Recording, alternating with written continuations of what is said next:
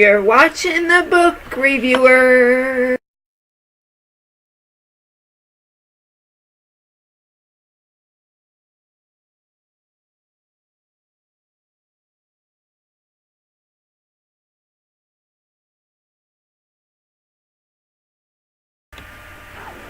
Hello audience, and welcome back to the book reviewer with your host Cindy with another book review to share. So, as some of you guys know, I have been doing the Chronicles of Narnia series, and I have another review for you. This is book 5 of the Chronicles of Narnia. This is called The Voyage of the Dawn Treader. So this one introduces a boy called Eustace Clarence Scrubb. But they never called him that. His parents called him Eustace Clarence. But they never called him by his full name. As to what his friends called him, they don't know because he didn't have any friends. So he had a dislike for his cousins Peter, Susan, Edmund, and Lucy. Peter and Susan were, I think one of them was working on something for college or something. So they got to do their own thing. Lucy and Edmund needed some place to go. They didn't really want to go with their aunt and uncle and cousin to live with for a few weeks in the summer. Excuse me. But his parents were traveling and they needed some place to go for a few weeks. So Eustace hears Edmund and Lucy talking about Narnia. Now, Narnia is a popular topic or a frequented topic between the two of them because both of them had gone for a couple of times. They knew about it, they talked about it, they wanted to kind of relive kind of the experience. And so Eustace hears this one day. He thinks they're making it all up and that Narnia is just a place that they may have, imagined they went to or something that really didn't happen. So they were looking at a picture in a house on a wall of a boat with a sail. Sounds innocent enough, right? Well, the wind starts blowing and the waves, they could hear the waves, and the boat seemed to be coming toward them. So it seemed like it had to actually come to life.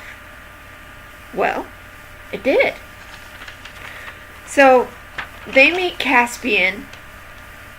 Well, they're thrown into the ocean because they can't quite get to the boat. They're soaked through, and they are rescued by this one boy named Caspian that when they rescued, they met again because they were thrown into the sea and he rescued them. Prince Caspian is one of the sons of the King of Narnia. And we meet him in another book called Prince Caspian. I will put a link up here in the cards where you can check that video out if you have not seen that one. They also meet Reepicheep, who is the noblest of the talking animals of Narnia. And he's a 2-foot tall mouse. He has a little sword and little headband, and I think it's just darling. It's adorable. But Caspian, after they had changed out of their wet things, they explained where they were going. Caspian wants to find out where Aslan comes from. As you'll remember, Aslan is the lion in The Lion, the Witch, and the Wardrobe that we meet. And he says that Aslan, he always comes from the east.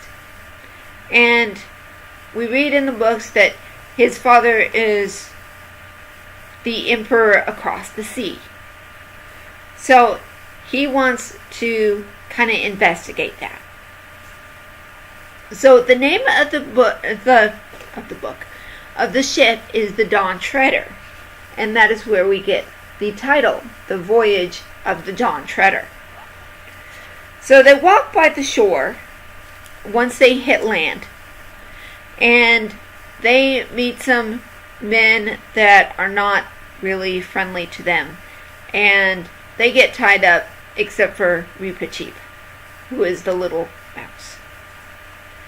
So they end up getting sold as slaves, kind of like at an auction.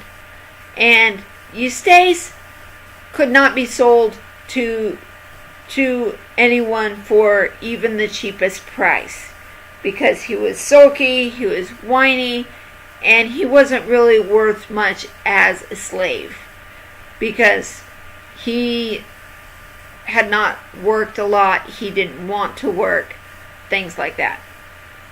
So when they finally reach land and they kind of get away,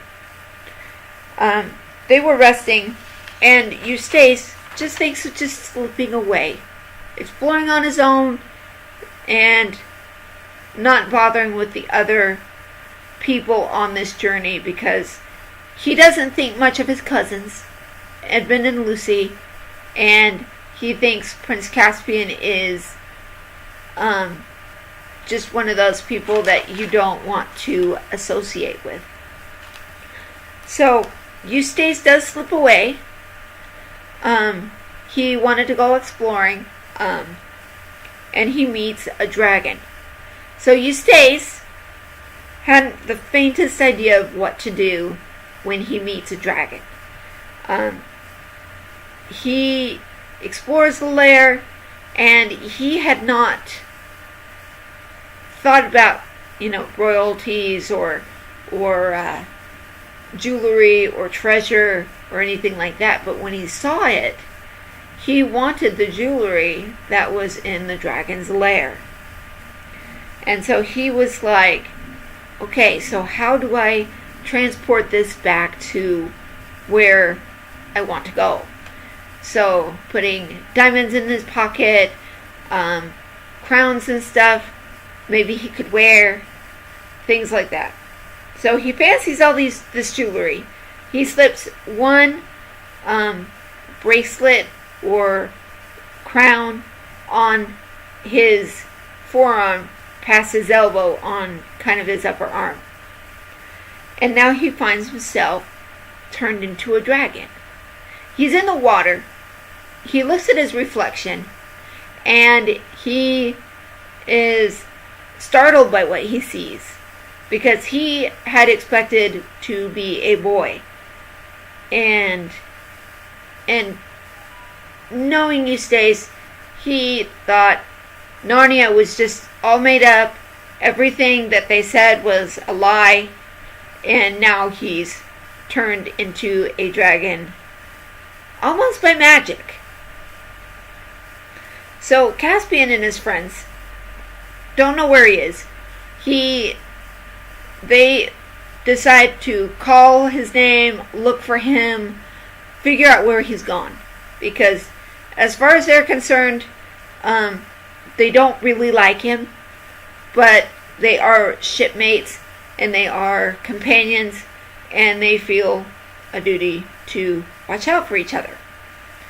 And so they're calling and wondering if he has died or is attacked or wherever he might be. So these friends, they decide to rotate watches and things like that as sort of a safety net, so that if there was anything wrong, they could alert the others and prepare to fight it, battle, whatever. So Caspian finds that there is a flying dragon nearby. And so he says, we gotta watch out. We will kind of attack at dawn. Which is because in the middle of the night, you don't want to attack without knowing where your opponent is. So they plan to attack. They take Longri Pachip and other notable people, and they find this dragon. And this dragon is very sad. And the dragon indicates that his arm is hurting, where this little ring or crown or whatever it is hurting it. And so Lucy was saying, hey, look, it's hurt. It's sad. They find the dragon very, very calm, which is actually unusual for any dragon, unless, it's your friend or something. And they find out that this dragon can understand speech, that he can understand what's going on. He can't speak because it's a dragon. But he can understand all that's going on. And they find out that he is Eustace, that was previously missing. And they're like, oh my goodness, this is kind of, what did you do? But he kind of had accepted his fate as a dragon. And he was like that for a few days, I think. And once he becomes a boy again, he tells Edmund about his transformation. And to take a whiny brat and turn him into a good boy was the kind of pinnacle of his transformation. It was kind of the lowest of low points for him. He had to change kind of his attitude about everything and kind of take it for what it is. So the transformation had begun for him. It was an immediate change. It was probably somewhat gradual for other things too. But the vocabulary for this book is not long. One of the words is straight away, and that's the English equivalent of right away. And this came from Old English, and they probably still use this word in England or even Britain. So this does have a Kindle edition. It has a paperback edition. It has 248 pages and 16 chapters, so it's not a long book. This was a great book. I didn't quite know what to think of it at first, but once I got into it, it was a really good book and an adventure all its own. I think the author C.S. Lewis did a great job. I would highly recommend it to anyone who has read The Lion, the Witch, and the Wardrobe, especially because it does reference some parts of The Lion, the Witch, and the Wardrobe in the book.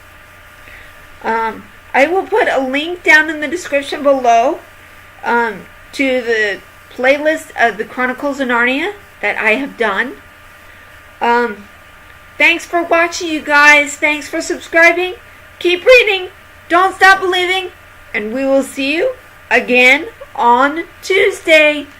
Bye.